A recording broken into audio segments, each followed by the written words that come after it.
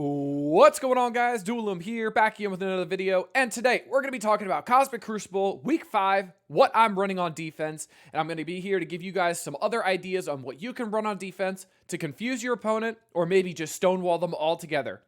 It involves Black Knight. I know, crazy. But if you're ready, let's get into it.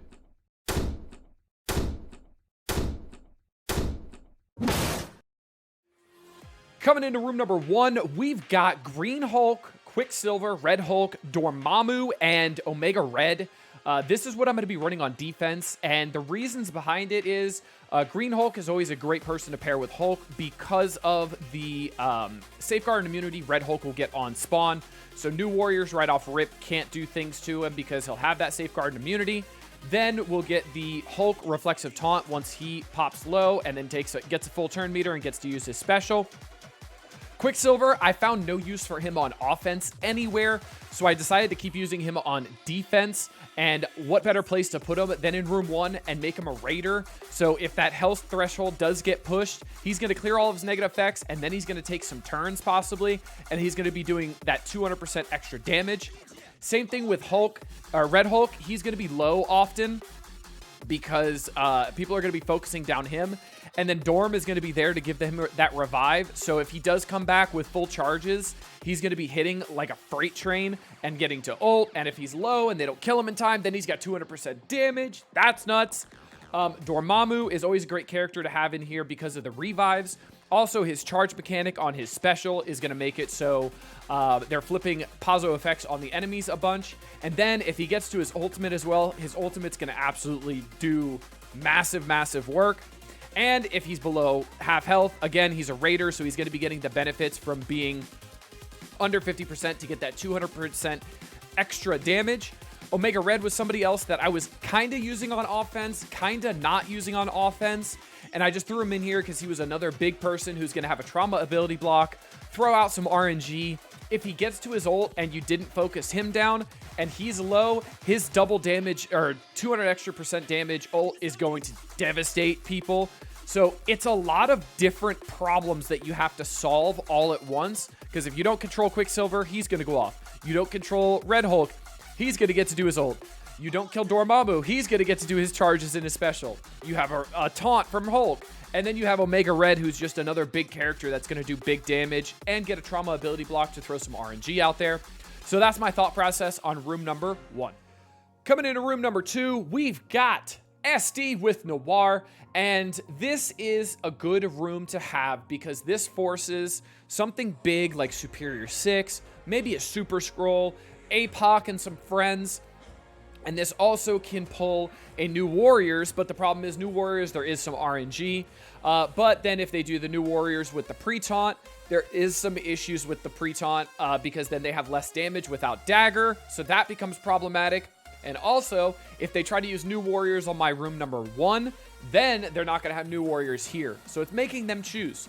SD Noir is an incredible defense that is going to continue taking big things to kill because there's such a strong defense. Especially if you have Robbie Reyes as big as I do. He's level 98, 3 diamond, G18. He is a big boy, so he's always going to be a problem. I like this placement here because you have the Black Cat next to the Robbie. So if they do take New Warriors in here, they're not going to be doing the Firestar and everything on Robbie. And if they do, it's only going to hit Robbie. And then when Noir inevitably dies quickly, he's dead center, so it's going to create 2 islands on either side, giving more issues to other people. So that's why I like SD Noir in 2. Also, Noir is going to benefit from the Mystic in room 2. And then you also have Robbie benefiting from the Mystic healthcare in room 2. Obviously, it's going to give more drain. So if Robbie's low, but he's not killed and he's got a bunch of negative effects, he's going to heal right back up, which is going to make it really annoying for people. So that's why I feel like this room is pretty good in room 2. You can also throw this in room 5, but honestly, it's not much of a difference. Coming into room number 3, we've got Infinity Watch. I know, big surprise here.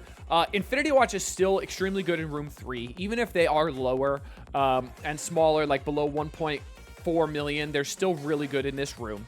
The reason why I have Infinity Watch in here is because the only other really good option in here is going to be Extreme with Rogue, which I have somewhere else, or is going to be Superior 6 here. The problem I find with Superior 6 on defense is then you don't have them for offense, obviously, right? And Superior 6 is such a master key for so many teams to beat.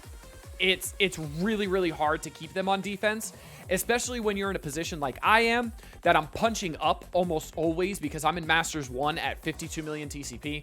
So punching up all the time, I need that extra offensive firepower to be able to clear confidently. I know other people at the higher ranks who are kind of punching across pretty often and are whales facing other whales or free-to-play playing other free-to-play. They'll put Superior 6 here, and they'll move this to room number 6, which I think is also a great option because Infinity Watch in 6 also is not the easiest to beat, but we'll talk about that when we get to room number 6. But for now, I'm going to keep Infinity Watch in room number 3 because they have been causing some problems. Coming into room number 4, we've got the stone wall defense that is Black Knight, Extreme, and Rogue. If you haven't seen this on defense, count your blessings because you're about to, because I'm flipping the lid on this defense in room number 4 being absolutely ridiculous. It is so hard to go against this because you have so many issues. Nightcrawler's going to special really quickly, give that speed. Forge is obviously going to special. He gives a lot of buffs and heals with his special. Gambit's always going to special here. Black Knight's always a problem being in here. Then Rogue is obviously going to special as per usual. So then she's going to have that taunt.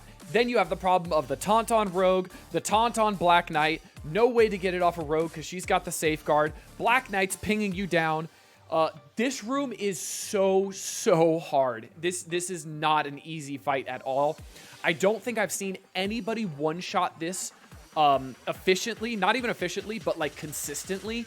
So I feel like the only way to beat this is really with a good sack and then coming in, because then when you have the exhaust on Black Knight, you don't have issues with Black Knight charges, but that sack is going to have to take Nightcrawler special off the board and probably Rogue special off the board as well, which isn't too hard, but it's still a sack and it's forcing your opponent to use a sack here, so it gives you a 400-point buffer if you have this on defense.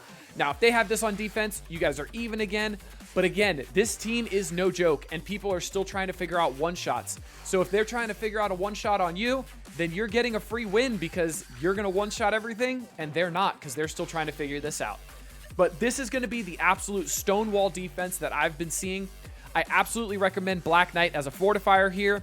Nightcrawler is a raider. Forge is a healer because he heals on every single person's turn passively. It's 5%, but it bumps it up to like 8% because of the healer ISO.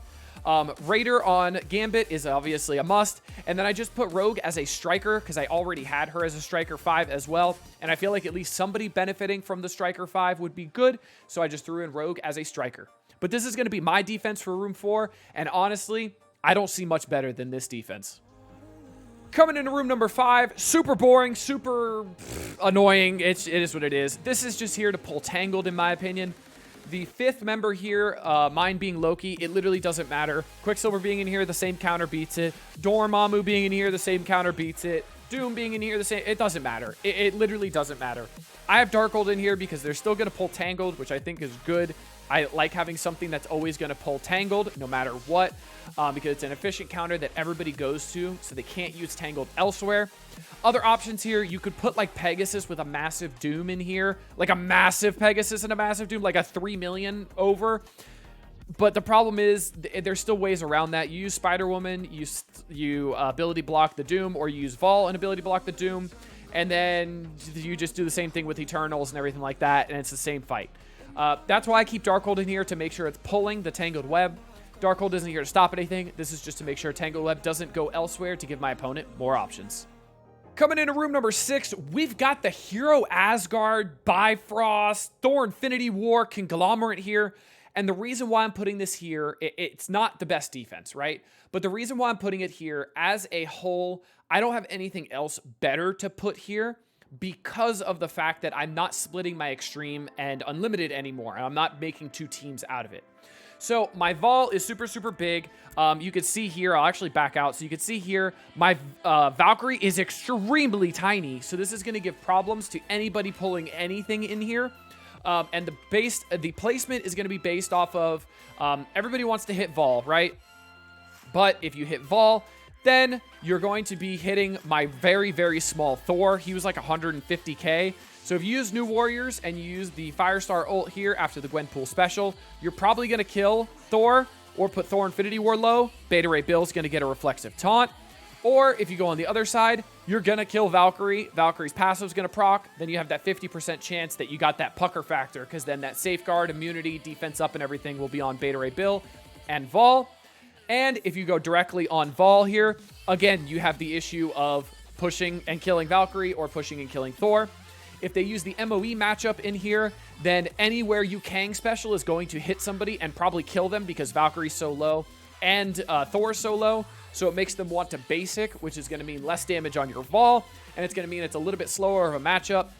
It just makes people think a little bit, or it's still going to pull an MOE or pull a New Warriors, which that would mean 3 rooms of mine would pull New Warriors, or MOE would go to a substandard team. And I'm okay with that because that means they wouldn't have MOE elsewhere. So that's my thought process behind this.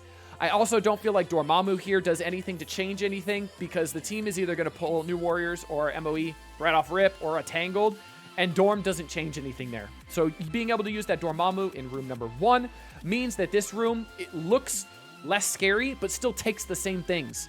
So it's still going to pull a decent offense from your opponent, which means it can't go elsewhere. All right, guys, there you have it. That's going to be my defense for week 5, round 1. I'm really excited to see the results from this. I know that room 4 is a stone wall. I haven't used room 6 at all, so I haven't seen if people have been struggling against it or not. But that room 1 is going to be really interesting to see the results on. So I'm super excited to update you guys next week on probably Saturday, just like this video is going up on Saturday, to let you guys know how I did and if I'm changing my defense at all. But until next time, this has been Duelim. Later, y'all.